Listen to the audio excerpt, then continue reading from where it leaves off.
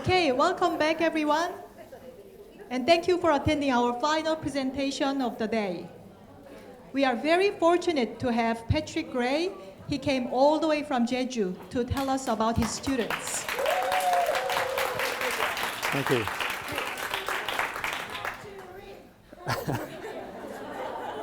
Okay, I would like to thank Mr. Huang and for inviting me up here from Jeju. It's a real privilege, and also for Sue and for Hee-jin for taking care of me and making sure I didn't get lost on the bus and everything. So yeah, I'm from Jeju, from North London Collegiate School, and I'm just going to talk to you today with more of a focus on high school. Okay, I know a lot of you are elementary school and middle school, but my main focus is high school. Okay, so the picture before me here presents us with a beautiful forest vision, and there is a door, and I wonder what you think is behind the door. Could be a secret garden, could be an adventure area or a different dimension. It could be anything. It could be a city, yeah. And I think for me, the thing that I really like about reading is the fact that it's my secret world. It's my experience. It's my journey. It's my imagination. And that's the thing that really intrigues me. I can remember being about 8 or 9 years old and reading the famous 5 series by Enid Blyton. I don't know if you've heard of that. And the Secret 7 series, and Roald Dahl, a British author. He wrote Charlie and the Chocolate Factory and James and the Giant Peach. I remember being just so absorbed and fascinated by being in a secret world, my world, that no one else could go into. And for me, that's the most important thing about reading. It opens up a whole world that is my personal experience. It's very exciting. And so yeah, I'm Patrick Gray. I'm the head of the English department in North London Collegiate School in Jeju, and it's a school that opened 6 years ago. I've been there for 3 years, and the whole area in Jeju is an international zone. It's an international education zone. It's designed for Korean students mainly, but we do have some Chinese and a few Japanese, 1 or 2 Russians maybe, and a lot of students of the staff who are there. But it's a fantastic place. It's a place which is in a beautiful surrounding, and all the mums and the dads in Seoul and Busan and Jeju, that they want their child to read for success. And what do you think success means? What is success for you?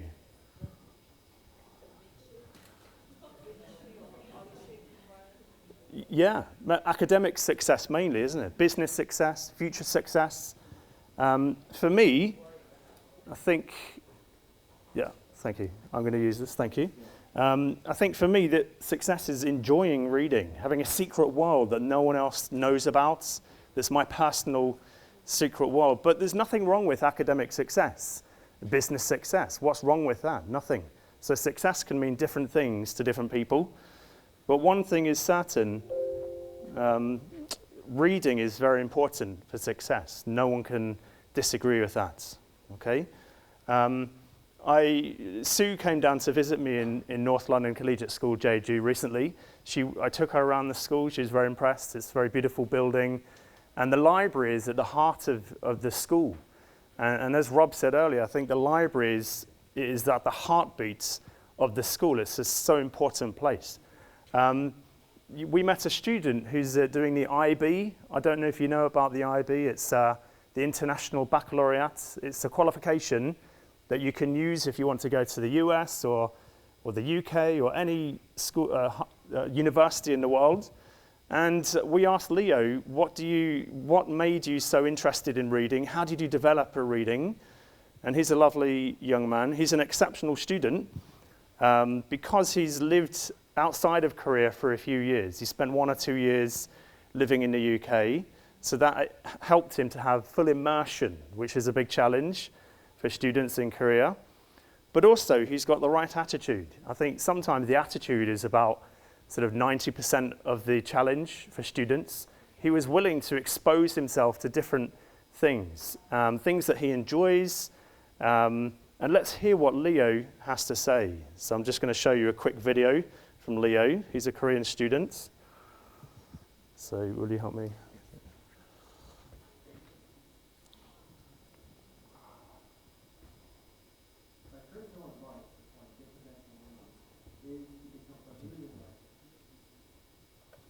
So I asked Leo to give me 3 tips that I can tell you today. Yeah. On getting back in English is to become familiarized with doing what you like in English, basically.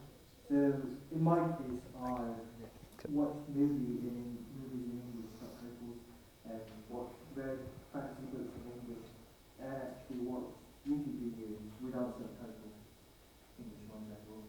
And doing those 3 activities fundamentally helped me become more familiar with the concept of English and become more fluent overall. My personal advice. Yeah, so we stop that. Okay. Thank you, Leo. Become familiarized with what you like in English, basically. So in my So he's got very good English, as you can hear. He's got wonderful English. He sounds like he's a native speaker from the UK. He speaks wonderfully. He's a very nice guy as well, Leo.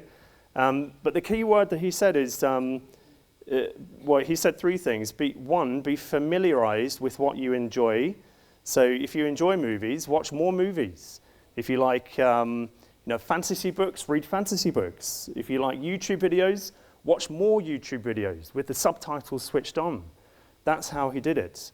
And it helped him to become more fluent because he enjoyed what he was doing. So I think that really connects with what Rob and Ian were saying. If you don't enjoy it, it won't stay in your long-term memory. It won't become a habit.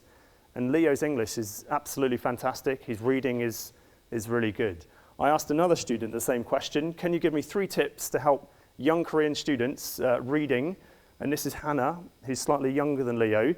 And I think you will hear how good she is at English, but she's not fluent like Leo. She hasn't lived outside of Korea, but she has 3 useful tips for you. So,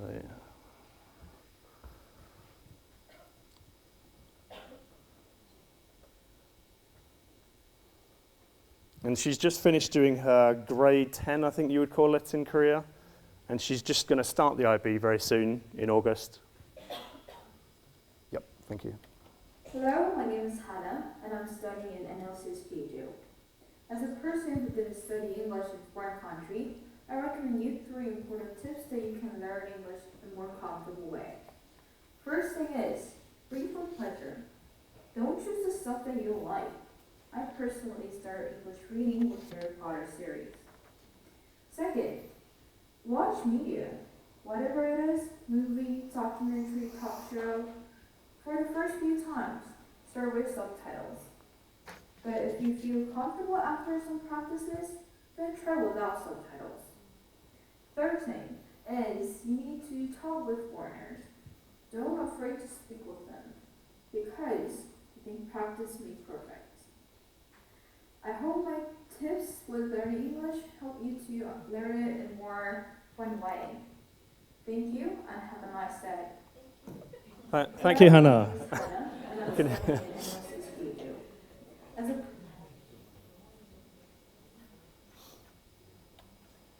Brilliant, thank you. So as you can hear, Hannah, she's got excellent English, but it's not flawless, it's not fluent yet. Hopefully she will become even more fluent. But I'll go back to Hannah a second. Oops. So I think the things that she talked about were read for pleasure. It sounds so obvious. It sounds like common sense, read for pleasure.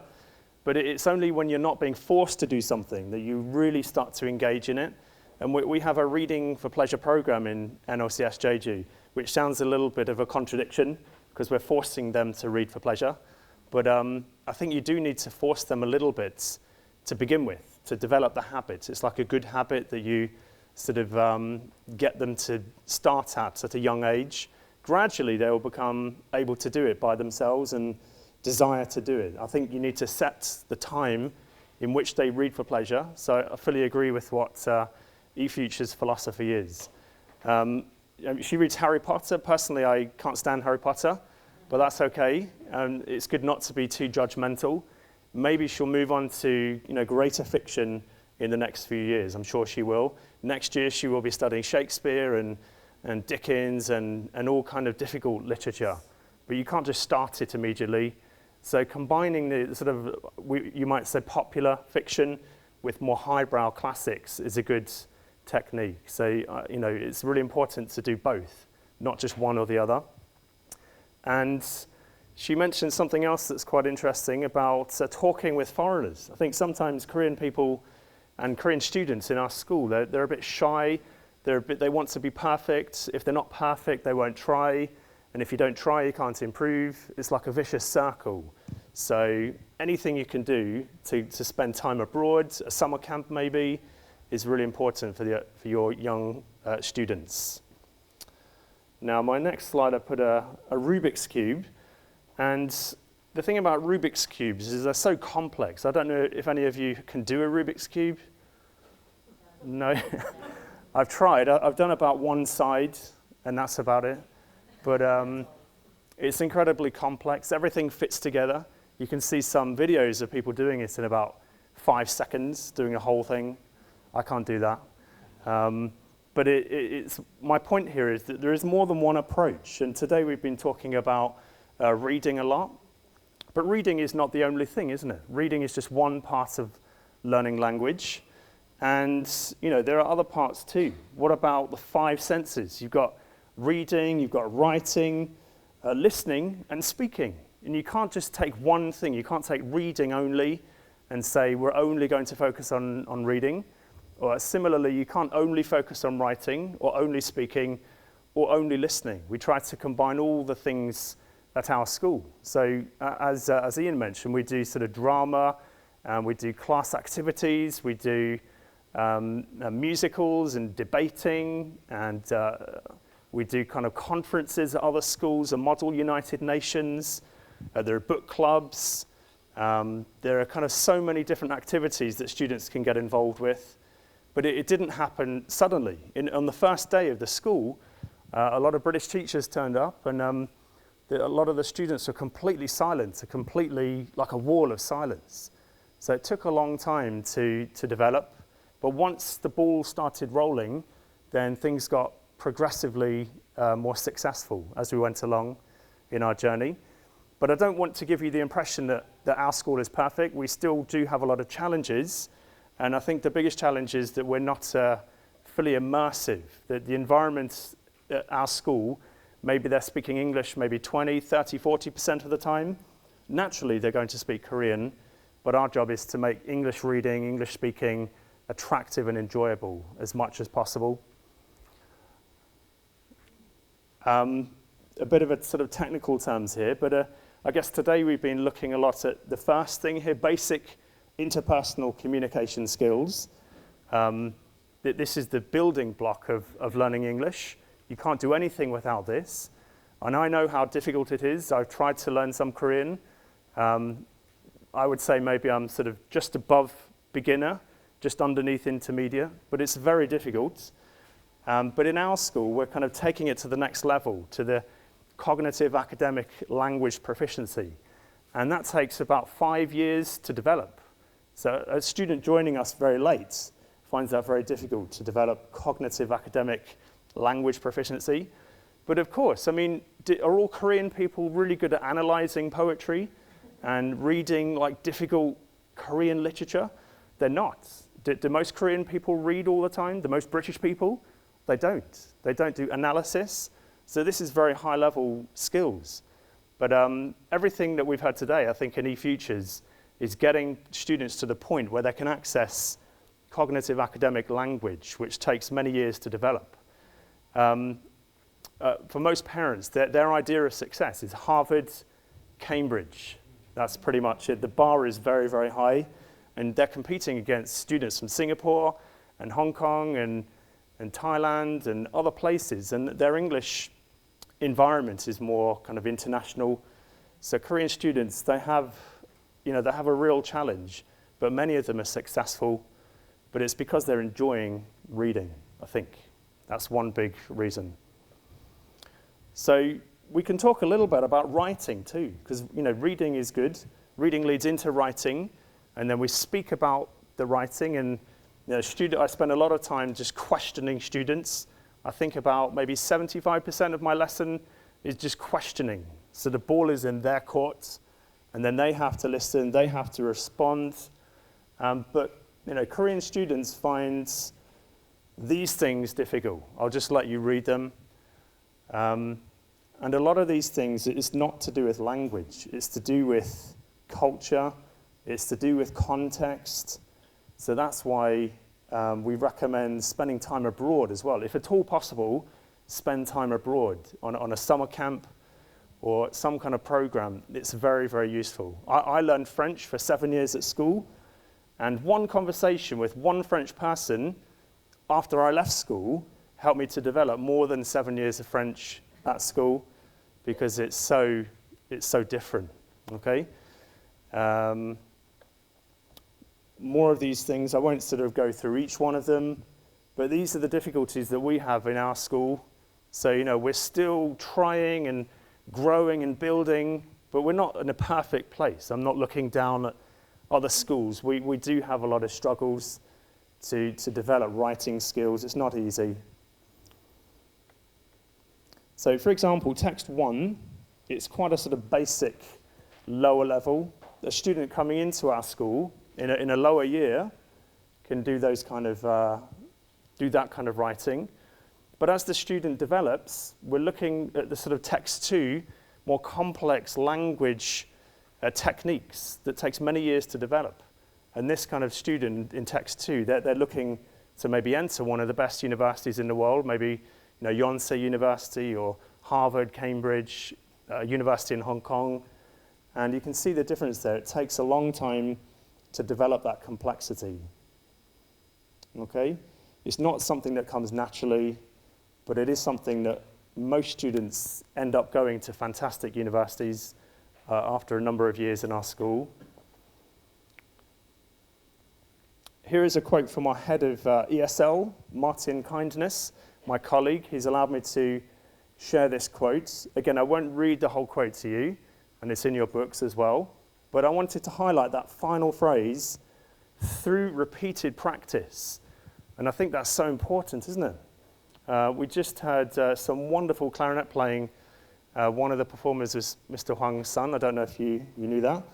But I mean, it doesn't happen just by going to a sort of 1 week session or an intensive Hagwon, a clarinet Hagwon. It just takes practice and practice over many weeks and many years. And I think sometimes parents in our school as well, they expect sort of instant success. They say, my son's been in your school for 3 years. Why are they not getting the top grades already? And I would reply to them, it takes even longer than 3 years. It takes maybe 5 to 10 years to really develop. And it is about developing habits. And we can all develop good habits and bad habits. I love coffee. But recently, I've taken a break from coffee. I had 3 days of headaches and shaking. There's nothing wrong with coffee. It's not an illegal substance. But that's maybe a habit I need to look at again. But there are the habits of reading and language. It takes many, many years. And most studies say for a Korean student to become sort of outstanding would take about between 7 and 10 years to get up to the standard where you can apply to a fantastic university, global university. So I think, part of the problem we have is, I think Rob mentioned you educating the parents as well as the students. So a lot of the students are understanding what it takes. The parents want sort of instant success. It's a bit of a challenge in our school. This is a famous pianist from Korea, young pianist. Don't know if you recognize him. His name is, just check, Yongkwon Che, or Che Yongkwon. I don't know if you've heard of him, but he's a fantastic pianist. And I often tell parents to treat English like a musical instrument, okay? To get to his standard, it takes 10 years, 15 years. It doesn't happen in 1 year, 2 year, 3 years, piano hog 1, piano tutor, and it takes daily practice, and it takes parents to be supporting. And yeah, another question, do you read with your students? Do you read with them? And do students' parents read with them? Because I think Ian was talking about being a great role model, and it's true, isn't it? If you never see your parents reading, then you're not learning that good habits. You're teaching someone to do something that you don't do. So it takes a lot of practice. And so we sort of recommend at our school that students spend 200 minutes a week reading every single day. Okay, no break. I'm sure this guy wouldn't take a day off. I'm sure he practices about 5-6 hours a day. He wouldn't dream of taking one day off, I'm sure. This is a famous quote by a British writer, I think, John Hayward, living 100 years before Shakespeare. But it's true, isn't it? Rome wasn't built in just one day. Okay, it took hundreds of years. This idea of fast, quick success, crash courses, intensive hog ones, it doesn't work. Okay, I think we're sort of deceiving ourselves a little bit that we can have sort of instant success. It just doesn't work like that. You heard from Leo and from Hannah, and they're on a journey, and the journey takes many, many years, and it's not easy. You may have seen this diagram before. It's the concept of an iceberg, and I think a lot of language learning, it focuses a lot on the top of the iceberg. To get to the bottom takes many years, doesn't it? I've lived in Korea for a number of years, but I don't feel I'm really beneath the surface yet. I don't feel I really am at the sort of 90% level. 9/10 is below the surface. What Leo, who we heard from earlier, he spent, I think, 1 or 2 years in the UK, and that was really, really useful for him. But many students, they've never lived anywhere outside of Korea, so it's even more difficult to tackle lots of cultural concepts, and things like idioms are incredibly difficult to explain without a cultural kind of context. So you can see the surface, it's sort of fairly obvious things that are really easy to see. Below the surface, there's so many different ideas. I can think of many examples when we've been reading literature, and for example, Hard Times by Charles Dickens. This is a novel that grade 9 students have to read in our school, Hard Times by Charles Dickens. There's so many difficult things to do with culture that need to be explained that a British student would immediately understand. Or something like King Henry V by Shakespeare, that's another literary text we do. Every British student would immediately know exactly all about this sort of idea of a king of England and the history of England. The Korean student has to learn more, but they do. Okay, they do with the right attitude. They do exceptionally well. But it reminds us that language is not just grammar, not just reading, not just writing, it's culture. It's a different culture as well. So here is an example of an email, I think. And you can see the first email. I will read this one out. I'm immensely delighted and profoundly grateful to send you this letter.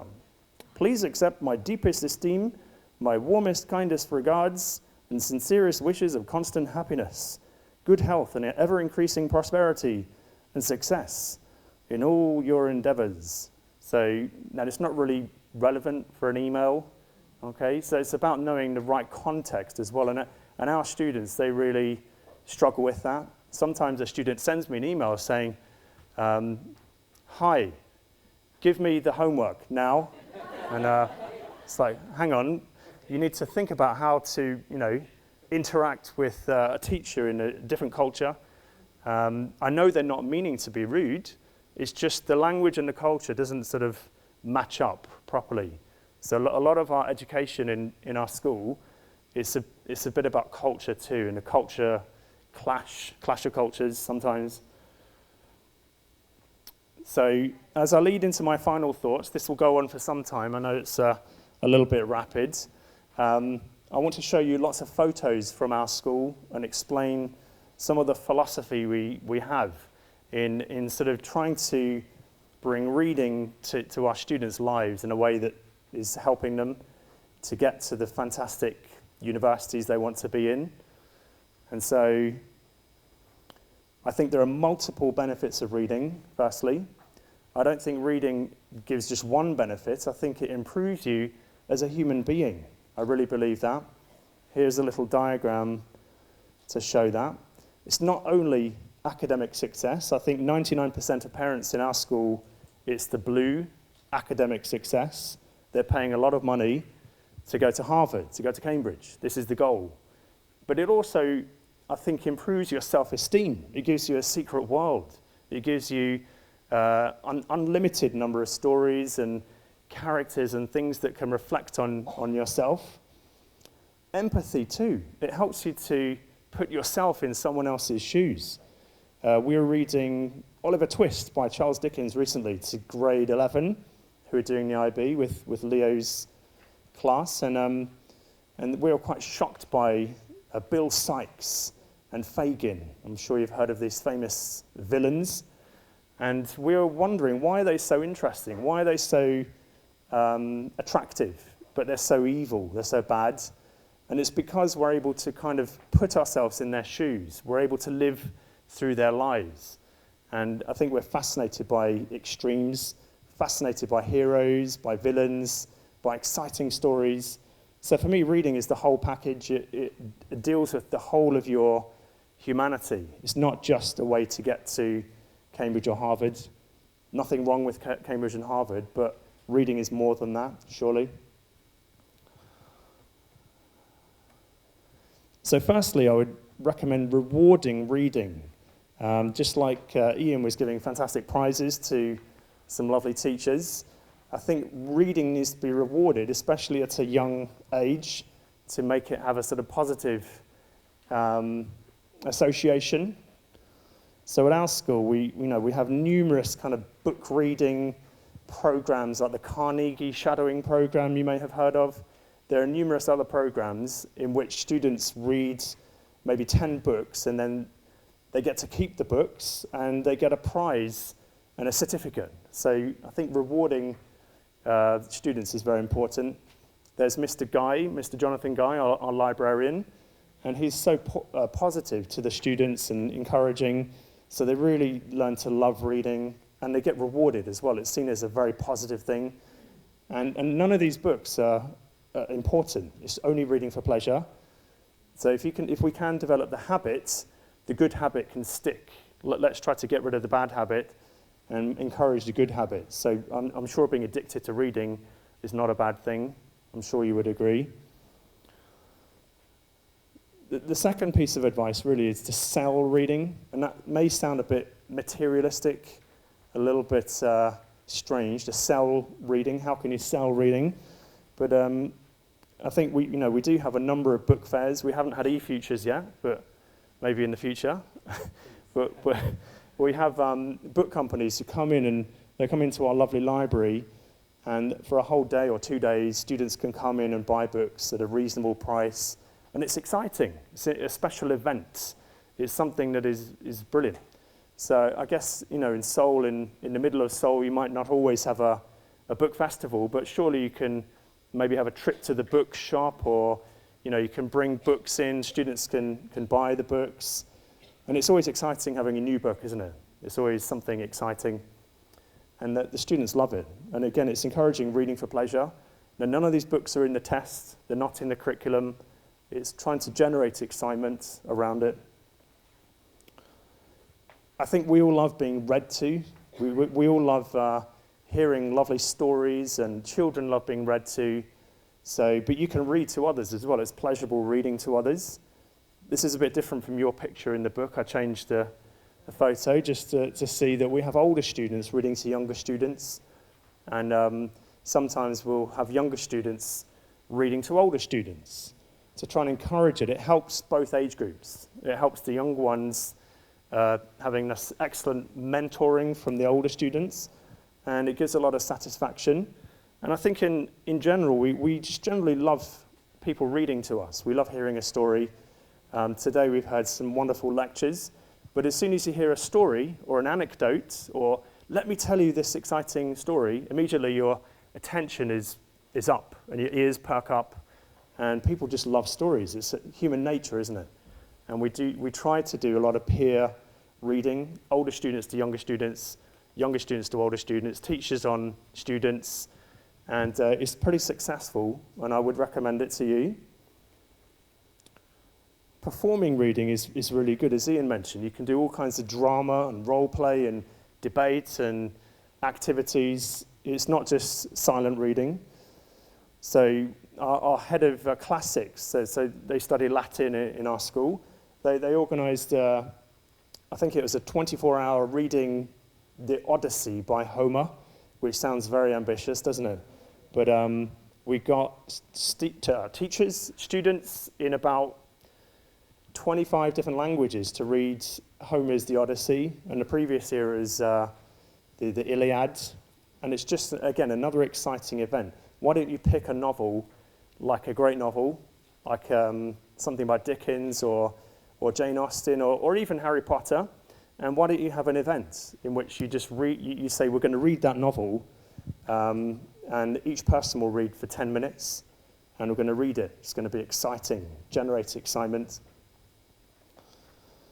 Celebrate reading. Sounds obvious again. A lot of this is common sense, but Mr. Guy again with another event in which students are being celebrated, and I think a local TV crew came in, and you can see our library there. It's made out of glass, and it's right in the center of the school. It's the heartbeat of our school, and we believe that the library should be right in the middle, and many classes should use the library more often than they do. And the library is sort of the beating heart of the school. You can't imagine a school without a library. You can't imagine excellent students not reading for pleasure. It would be unthinkable. So we really try to have lots and lots of events to do with reading, and Mr. Guy is so enthusiastic about that. We have lots of reading-related clubs. In the junior school, there's a library club, and they get to do all kinds of artistic things similar to what Ian was talking about. And I think the younger students are particularly enthusiastic readers. And in grades 6 and 7 and 8, students are fairly enthusiastic. And then you get all the high school exam pressures, and passing the IB exam it's very stressful as students get older. But if you spent, 7 years reading for 200 minutes every week, hopefully it's a habit that you'll take on. You won't just give up. If your life is reading, it's a habit that's difficult to stop doing. But if you've never done that, it's a difficult habit to start. If you take a 10-year-old and say, I want you to start reading 200 minutes a week, it would be very difficult to imagine being successful with that. And I guess my final piece of sort of advice from a school teacher's perspective is to don't forget the magic and the wonder of reading. It's a wonderful thing. It's an exciting thing, isn't it? I think if you had a week off, wouldn't you like to take a wonderful novel, an amazing book, and just read it? This is from Narnia, I think, by C.S. Lewis, The Lion, the Witch, and the Wardrobe. This is one of many books that we have in the school, and it's all about the imagination. I'm sure you can tell me what this is. Alice in Wonderland, Lewis Carroll. Again, it's a secret world. It's the imagination. And I think, we have another problem in our school. It's electronics. We have a continual battle stopping particularly boys doing video games on iPads and iPhones. And, a great story like Alice in Wonderland, it needs imagination. It needs time. And once you get into it, it's so exciting. And so that's Alice in Wonderland. Lord of the Rings, so exciting. Why not watch the movie and read the novel at the same time? We'll have a Lord of the Rings event. A fantastic, imaginative novel. And I guess Pilgrim's Progress, a very old novel, used to be the most famous novel in the world by John Bunyan. again, it's all so vivid and so exciting. I think the more ambitious you can be, as well as taking the really useful steps up the ladder that Rob was talking about, the more ambitious you can be at the same time, it's a good thing, isn't it? Again, using a musical analogy, when you're doing music, people advise you never to perform something that's at your current ability. Always perform something that's a bit lower than your ability, so you're completely confident, because we like doing things we can do well. But don't forget the great, amazing, inspiring literature that can really bring someone alive. And it might not be the same for every student. Like one student might love Harry Potter, another might hate Harry Potter. One student might fall in love with Charles Dickens, another might hate Charles Dickens. And that's okay. We also advise students to look at a number of books. If you don't like a book, just put it away and choose another book until you find one you really love. And that book could change your life. It could be an amazing turning point. Okay? So that's the end of my presentation. Do you have any questions about the school or anything related to that? Well, thank you very much for listening to me. Craig. Thank you. Thank you very much, Thank you very Patrick. much.